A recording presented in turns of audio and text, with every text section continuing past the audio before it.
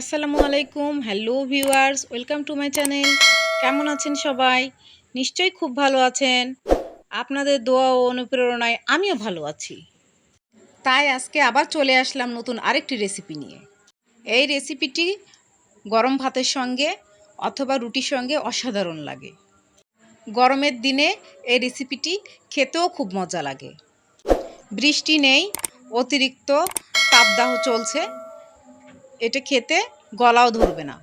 আর কথা বাড়াবো না, আজকের রেসিপি হচ্ছে কচুর শাকের ঘন্ট। তাহলে চলুন কচুর শাক ঘন্ট রান্না করতে আমার কি কি উপকরণ লাগছে।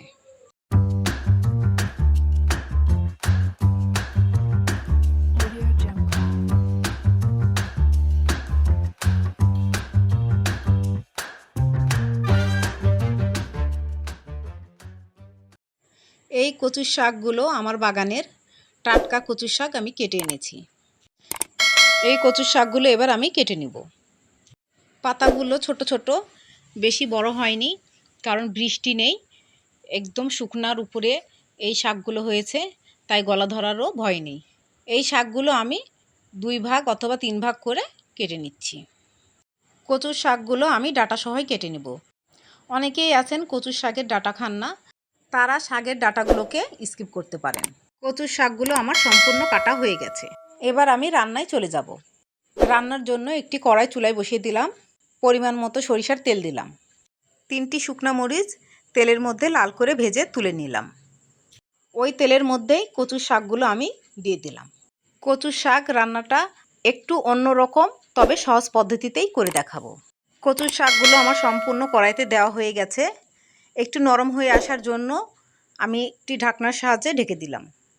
কচুর শাক ভাজার জন্য এখানে আমি পেঁয়াজ কুচি নিয়েছি 1 কাপ, রসুন কুচি নিয়েছি 2 টেবিল চামচ, আদা কুচি নিয়েছি 1 টেবিল চামচ ও পরিমাণ মতো কাঁচামরিচ। কাঁচামরিচটা একটু বেশিই লাগবে, কারণ কচুর শাক রান্না করতে কাঁচামরিচের পরিমাণ বেশি লাগে। তারপরে আপনি আপনার স্বাদ অনুযায়ী বাড়িয়ে কমিয়ে নিতে পারেন। কচুর শাকগুলো নরম হয়ে এসেছে।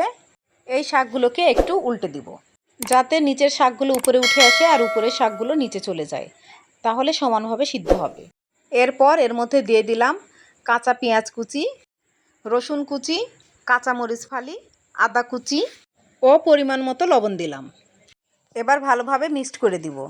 শাকগুলো ভালোভাবে মিক্সড করা হয়ে গেছে। কিছুক্ষণের জন্য ঢাকনা দিয়ে ঢেকে দিব।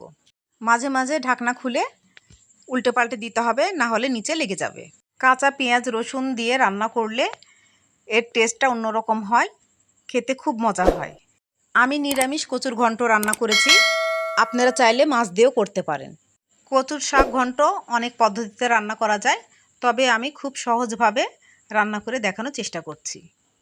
যারা মাছের কাঁটা গলায় আটকে যাওয়ার ভয়ে কচুর শাকের ঘন্ট খান না, তারা আমার মতো নিরামিষ কচুর শাকের ঘন্ট বানিয়ে খেয়ে দেখুন। খুন্তির মাথা দিয়ে আমি শাকগুলোকে ভেঙে দেওয়ার চেষ্টা করছি। নাড়তে নাড়তে একদম গলে ঘন্ট হয়ে যাবে। বাই দ্য ওয়ে, আমি রুথি।